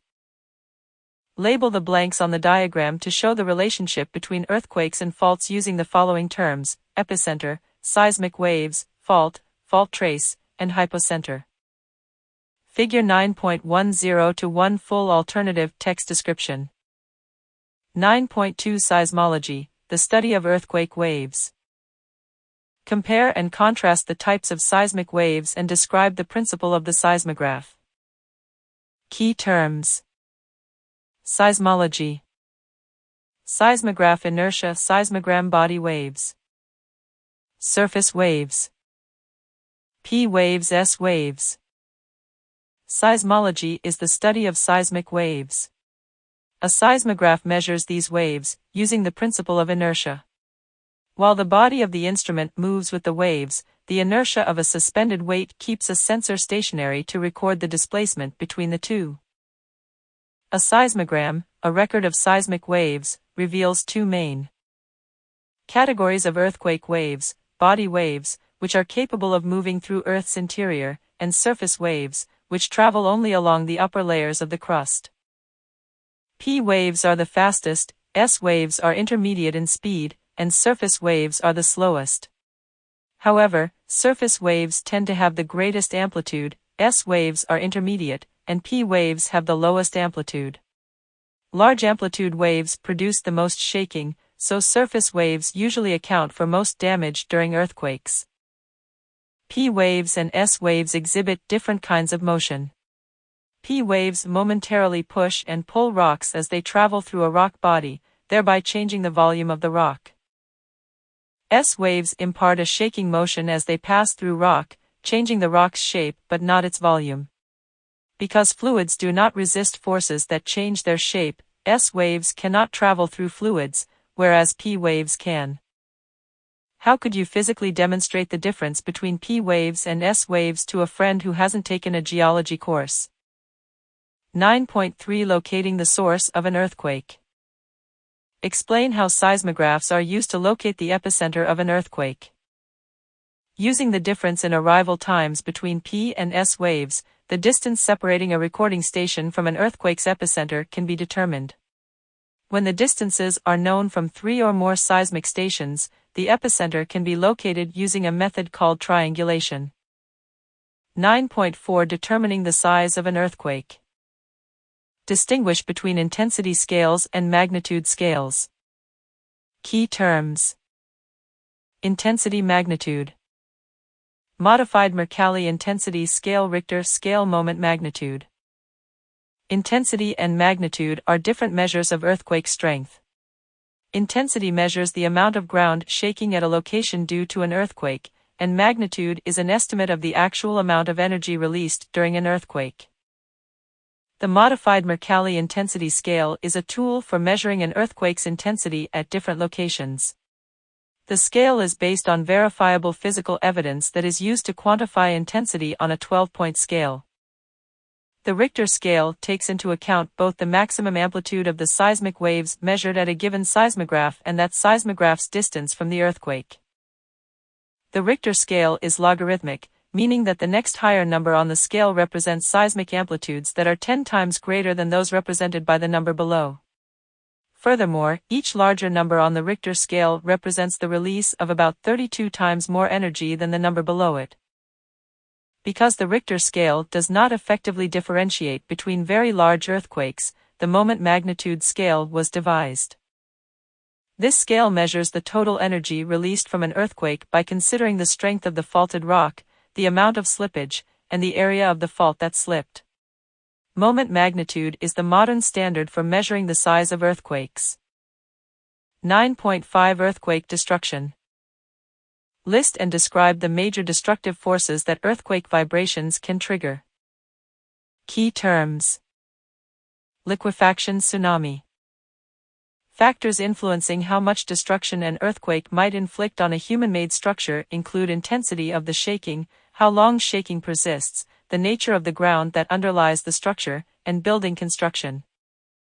Buildings constructed of unreinforced bricks and blocks are more likely than other types of structures to be severely damaged in a quake. In general, bedrock-supported buildings fare best in an earthquake, as loose sediments amplify seismic shaking. Liquefaction may occur when waterlogged sediment or soil is severely shaken during an earthquake. Liquefaction can reduce the strength of the ground to the point that it may not support buildings. Earthquakes may also trigger landslides or ground subsidence, and they may break gas lines, which can initiate devastating fires. Tsunamis are large ocean waves that form when water is displaced, usually by a megathrust fault rupturing on the seafloor. Traveling at the speed of a jet aircraft, a tsunami is hardly noticeable in deep water. However, upon arrival in shallower coastal waters, the tsunami slows down and piles up, producing a wall of water sometimes more than 30 meters in height. Tsunamis cause major destruction in coastal areas if they strike the shoreline. Tsunami warning systems have been established in most of the large ocean basins. What geologic phenomenon acts in a similar manner to the water-saturated sandy soil that these students are playing in? 9.6 Where do most earthquakes occur? Locate Earth's major earthquake belts on a world map. Key term. Circumpacific belt. Most earthquake energy is released in the Circumpacific belt, the ring of megathrust faults rimming the Pacific Ocean. Another earthquake belt is the Alpine, Himalayan belt, which runs along the zone where the Eurasian plate collides with the Indian, Australian and African plates. Earth's oceanic ridge system produces another belt of earthquake activity. Here seafloor spreading active transform faults that separate ridge segments generate many frequent small magnitude quakes. Transform faults in the continental crust, including the San Andreas Fault, can produce large earthquakes. Although most destructive earthquakes are produced along plate boundaries, some occur at considerable distances from plate boundaries. Examples include the 1811-1812 New Madrid, Missouri, earthquakes and the 1886 Charleston, South Carolina, earthquake. Outline the Circumpacific earthquake belt on the accompanying map that has plate boundaries drawn in red. Do the same for the Alpine, Himalayan belt. 9.7 Can earthquakes be predicted? Compare and contrast the goals of short-range earthquake predictions and long-range forecasts. Key terms. Precursor seismic gap paleoseismology. Successful earthquake prediction has been an elusive goal of seismology for many years. Shorter-range predictions are based on precursor events such as changes in ground elevation or in strain levels near a fault. Unfortunately, this type of monitoring is not reliable. Long-range forecasts are statistical estimates of the likelihood that an earthquake of a given magnitude will occur. Long-range forecasts are useful because they can guide development of building codes and infrastructure. Scientists have identified seismic gaps, portions of faults that have been storing strain for a long time, meaning these sites have great potential for experiencing an earthquake in the not-too-distant future. Paleoseismology is another tool used to make long-range forecasts. Because earthquakes occur on a cyclical basis, determining how frequently they have occurred in the past can give some insight into when they are most likely to occur again. Of the earthquake hazards discussed earlier, which is the greatest concern in the region where you live? Why? 9.8 Earth's interior. Explain how Earth acquired its layered structure and name and describe each of its major layers. Key terms. Crust. Mantle, lithosphere, asthenosphere, core, outer core, inner core. The layered internal structure of Earth developed due to gravitational sorting of Earth materials early in the history of the planet. The densest material settled to form Earth's core, while the least dense material rose to form Earth's crust, oceans, and atmosphere. Seismic waves allowed geoscientists to look into Earth's interior. Like sonograms used to image human organs, seismic waves generated by large earthquakes reveal details about Earth's layered structure. Earth has two distinct kinds of crust, oceanic and continental. Oceanic crust is thinner, denser, and younger than continental crust. Oceanic crust also readily subducts, whereas the less dense continental crust does not. The uppermost mantle and crust make up Earth's rigid outer shell, called the lithosphere, which overlies the asthenosphere, a solid but relatively weak layer. The lower mantle is a strong solid layer but capable of very gradual flow.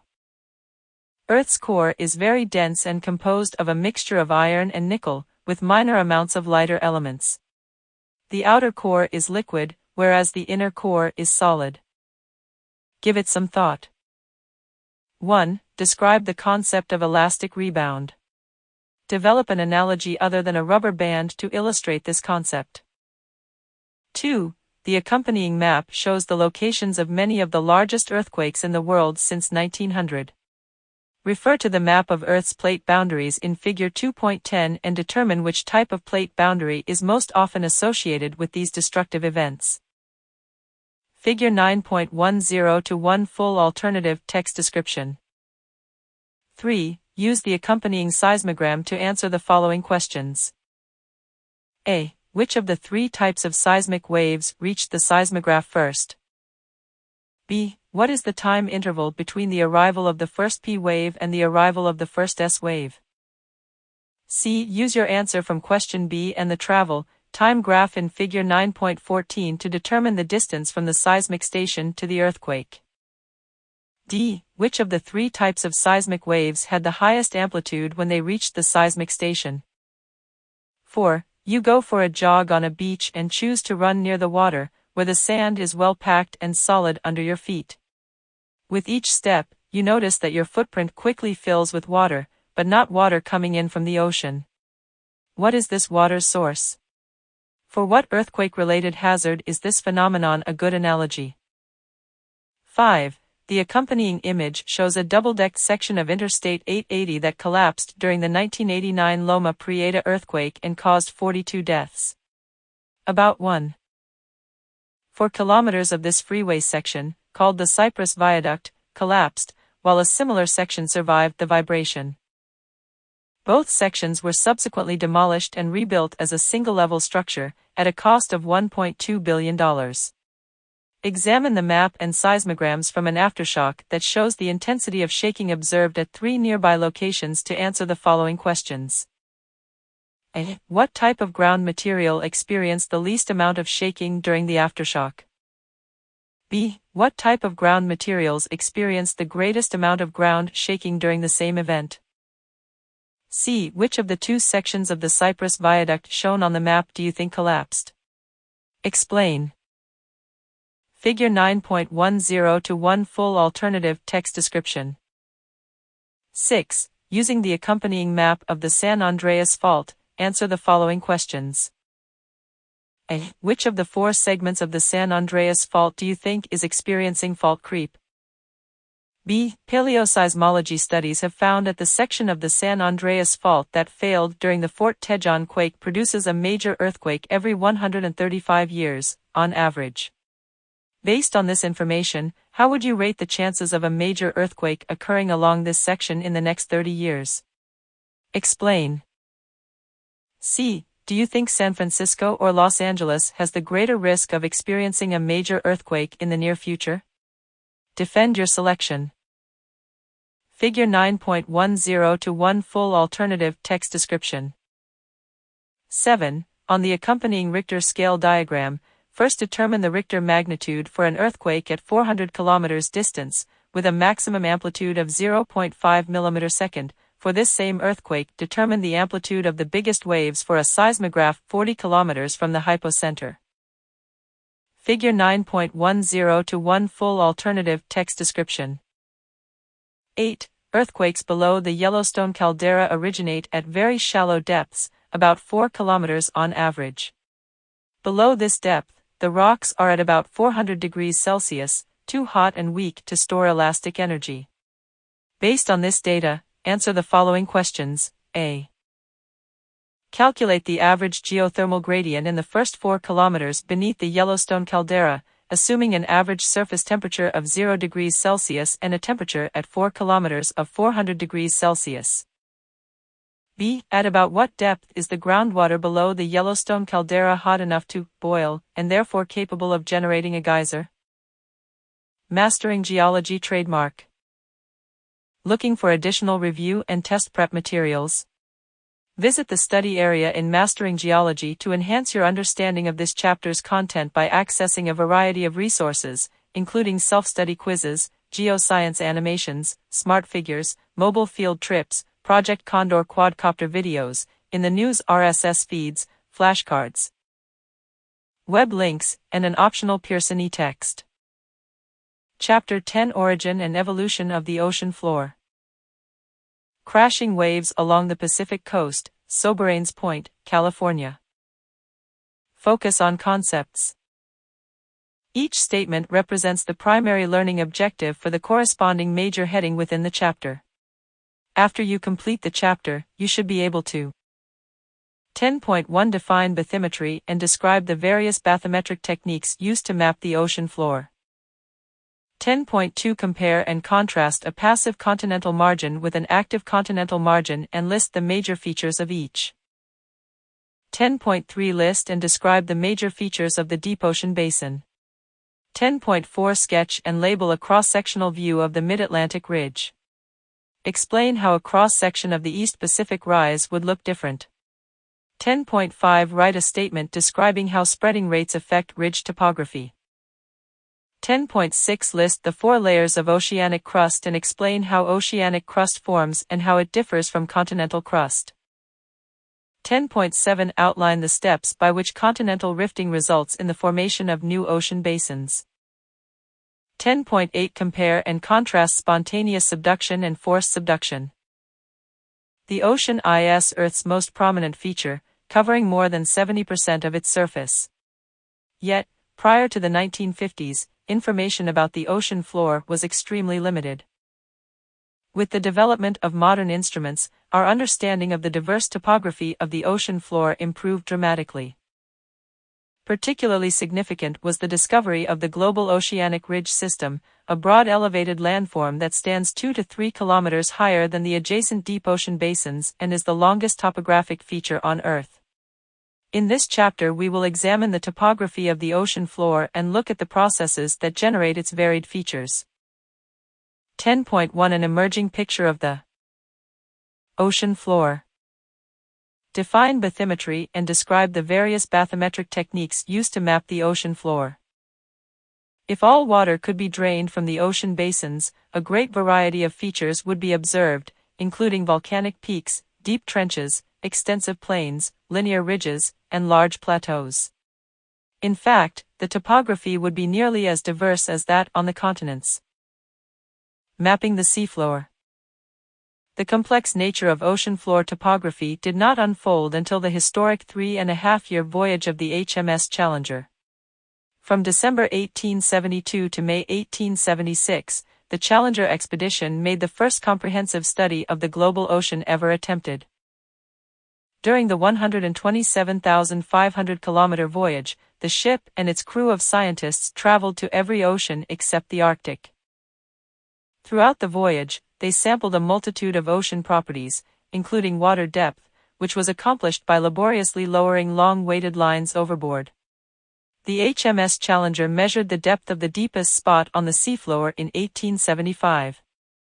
This spot, now called the Challenger Deep, is about 10,994 meters deep. The first systematic bathymetric survey of the ocean was made aboard the HMS Challenger during its historic 3.5-year voyage. Smart Figure 10.1 HMS Challenger. Modern bathymetric techniques. Watch tutorial, Ocean Exploration. The measurement of ocean depths and the charting of the shape or topography of the ocean floor is known as bathymetry. Today, sound energy is often used to measure water depths.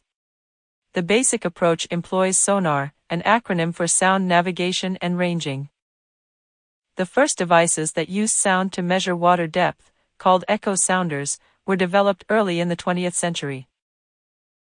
Echo sounders work by transmitting a sound wave into the water in order to produce an echo when it bounces off any object, such as a large marine organism or the ocean floor.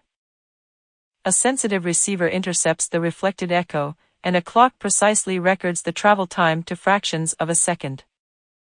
Using the speed of sound waves in water, about 1,500 meters per second, and measuring the time required for the energy pulse to reach the ocean floor and return, the depth can be calculated. Depth equals 1/2.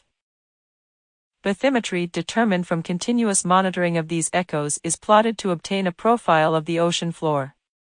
By laboriously combining numerous profiles, a detailed chart of the seafloor has been produced. An echo sounder determines the water depth by measuring the time interval required for an acoustic wave to travel from a ship to the seafloor and back. Figure 10.2 Echo Sounder. Following World War II, the U.S. Navy developed side-scan sonar to look for explosive devices that had been deployed in shipping lanes. Torpedo-shaped instruments towed behind ships send out a fan of sound extending on either side of the ship's path.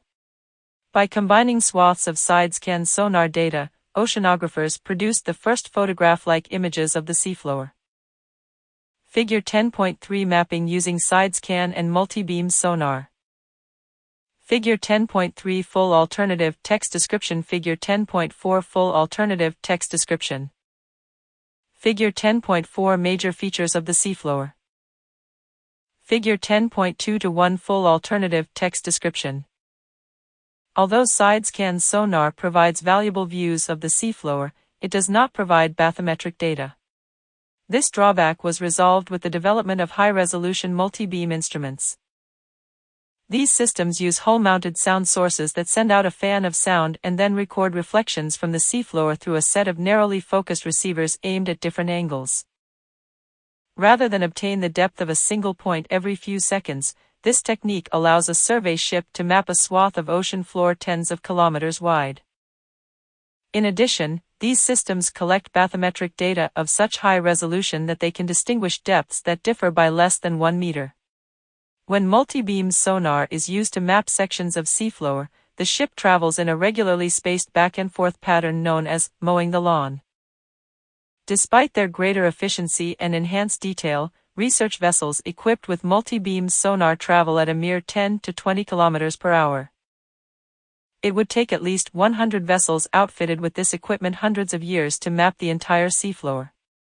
This explains why only about 5% of the seafloor has been mapped in detail. Mapping the ocean floor from space. Another technological breakthrough that led to an enhanced understanding of the seafloor involves measuring the shape of the ocean surface from space. After compensating for waves, tides, currents, and atmospheric effects, scientists discovered that the water's surface is not perfectly flat. Because massive structures such as seamounts and ridges exert stronger than average gravitational attraction, they produce elevated areas on the ocean surface. Conversely, canyons and trenches create slight depressions. Satellites equipped with radar altimeters are able to measure subtle differences in sea level by bouncing microwaves off the sea surface. These devices can measure variations as small as a few centimeters.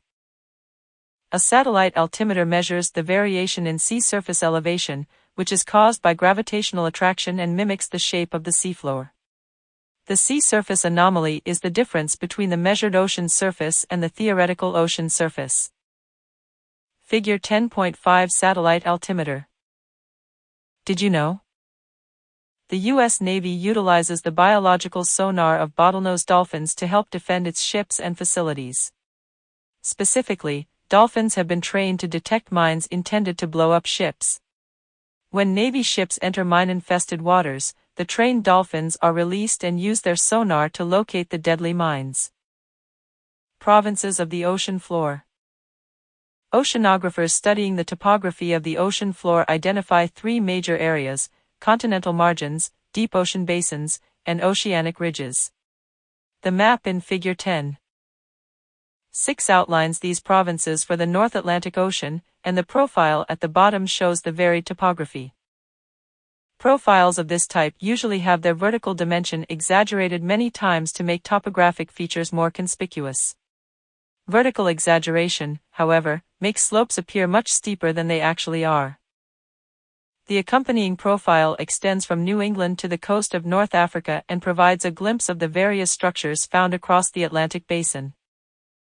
Figure 10.6 Major topographic divisions of the North Atlantic. Figure 10.6 Full alternative text description. Concept checks 10.1. 1. Define bathymetry. 2. Assuming that the average speed of sound waves in water is 1,500 meters per second, determine the water depth if the signal sent out by an echo sounder requires 6 seconds to strike bottom and return to the recorder. 3. Describe how satellites orbiting Earth can determine features on the seafloor without being able to directly observe them beneath several kilometers of seawater. 4. What are the three major topographic provinces of the ocean floor? 10.2 Continental margins. Compare and contrast a passive continental margin with an active continental margin and list the major features of each. As the name implies, the continental margins are the outer margins of the continents, where continental crust transitions to oceanic crust. Two types of continental margin have been identified: passive and active. Nearly the entire Atlantic Ocean and a large portion of the Indian Ocean are surrounded by passive continental margins.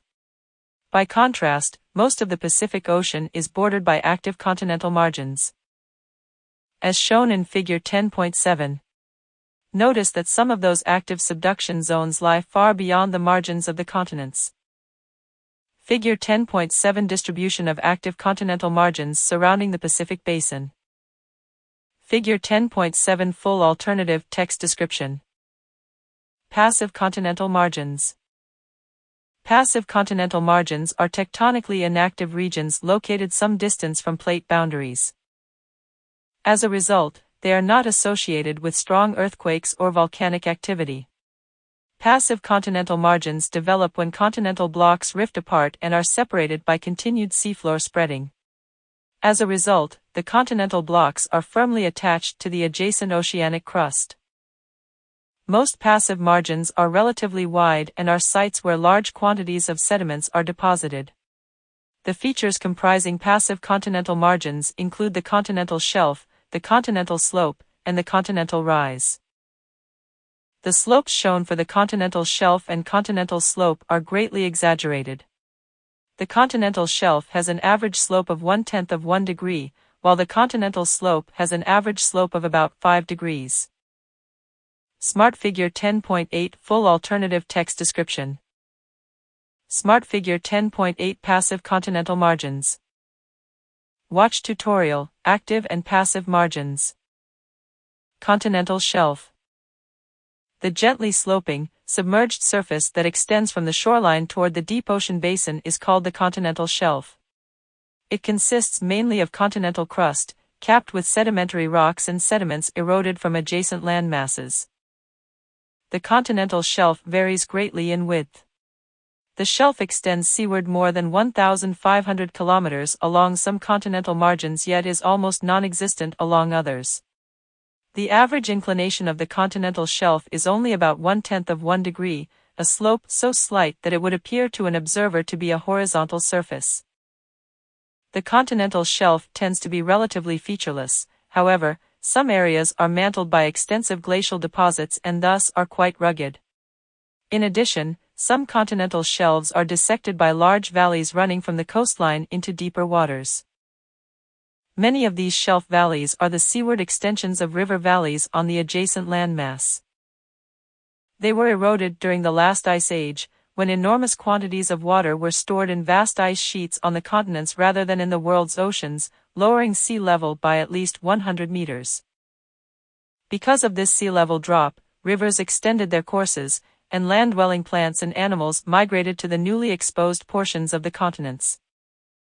Dredging off the coast of North America has retrieved the ancient remains of numerous land dwellers, including mammoths, mastodons, and horses, providing further evidence that portions of the continental shelves were once above sea level. Although continental shelves represent only 7.5% of the total ocean area, they have economic and political significance because they contain important reservoirs of oil and natural gas and support important fishing grounds. Continental slope. Marking the seaward edge of the continental shelf is the continental slope, a relatively steep structure that forms the boundary between continental crust and oceanic crust. Although the inclination of the continental slope varies greatly from place to place, it averages about 5 degrees and in places exceeds 25 degrees. Continental rise. The continental slope merges into a more gradual incline known as the continental rise, which may extend seaward for hundreds of kilometers. The continental rise consists of a thick accumulation of sediment that has moved down the continental slope and onto deep ocean floor. Most of the sediments are delivered to the seafloor by turbidity currents, mixtures of sediment and water that periodically flow down submarine canyons. When these muddy slurries emerge from the mouth of a canyon onto the relatively flat ocean floor, they deposit sediment that forms a deep-sea fan. As fans from adjacent submarine canyons grow, they merge to produce a continuous wedge of sediment at the base of the continental slope, forming the continental rise. Did you know? Faced with a shortage of land along its heavily populated coast, Japan has constructed artificial islands on the adjacent continental shelf. One of these islands is located about 3 miles off the coast of Osaka, where the Kansai airport was built. Active continental margins. Active continental margins are located along convergent plate boundaries, where oceanic lithosphere is being subducted beneath the leading edge of a continent. Deep ocean trenches are the major topographic expression at convergent plate boundaries. Most of these deep, narrow furrows surround the Pacific Basin. One exception is the Puerto Rico Trench, which forms the boundary between the Caribbean Sea and the Atlantic Ocean. Figure 10.9 Active continental margins. Figure 10.9 Full alternative text description. Along some subduction zones, sediments from the ocean floor and pieces of oceanic crust are scraped from the descending oceanic plate and plastered against the edge of the overriding plate. This chaotic accumulation of deformed sediment and scraps of oceanic crust is called an accretionary wedge. Prolonged plate subduction can produce massive accumulations of sediment along active continental margins. The opposite process, known as subduction erosion, characterizes many other subduction zones. Rather than sediment accumulating along the front of the overriding plate, sediment and rock are scraped off the bottom of the overriding plate and transported down into the mantle by the subducting plate. Subduction erosion is particularly effective where cold, dense oceanic lithosphere subducts at a steep angle, as exemplified by the Mariana Trench. Sharp bending of the subducting plate causes faulting in the ocean crust and a rough surface, as shown in Figure 10.9c. Concept checks 10.2. 1. List the 3 major features of a passive continental margin. Which of these features is considered a flooded extension of the continent? Which one has the steepest slope? 2. Describe the differences between active and passive continental margins and give a geographic example of each. 3. How are active continental margins related to plate tectonics? 4. Briefly explain how an accretionary wedge forms. 5. What is meant by subduction erosion? 10.3 Features of deep ocean basins. List and describe the major features of the deep ocean basin. Between the continental margin and the oceanic ridge lies the deep ocean basin. The size of this region, almost 30% of Earth's surface, is roughly comparable to the percentage of land above sea level. This region contains deep ocean trenches, which are extremely deep linear depressions in the ocean floor, remarkably flat areas known as abyssal plains, tall volcanic peaks called seamounts and guyots, and large, elevated flood basalt provinces called oceanic plateaus. Deep ocean trenches. Deep ocean trenches are long, narrow creases in the seafloor that are the deepest parts of the ocean floor. Most trenches are located along the margins of the Pacific Ocean, where many exceed 10 kilometers in depth. The Challenger Deep, located in the Mariana Trench, has been measured at 10,994 meters below sea level, making it the deepest known part of the world ocean. Only 2 trenches are located in the Atlantic, the Puerto Rico Trench adjacent to the Lesser Antilles Arc and the South Sandwich Trench. Located near the southern end of the Mariana Trench, the Challenger Deep is the deepest place in the global ocean, about 10,994 meters deep. Film director James Cameron made news in March 2012 as the first person to dive to the bottom of the Challenger. Deep in more than 50 years. Figure 10.10 The Challenger Deep. Although deep ocean trenches represent a very small portion of the area of the ocean floor, they are nevertheless significant geologic features. Trenches are sites of plate convergence where slabs of oceanic lithosphere subduct and plunge back into the mantle. In addition to generating earthquakes as one plate scrapes against another, plate subduction also triggers volcanic activity. As a result, a trench tends to run parallel to an arc-shaped row of active volcanoes, a volcanic island arc when the overriding plate is oceanic and a continental volcanic arc when the oceanic plate subducts under a continental margin. The volcanic activity associated with the trenches that surround the Pacific Ocean explains why this region is called the Ring of Fire. Abyssal plains.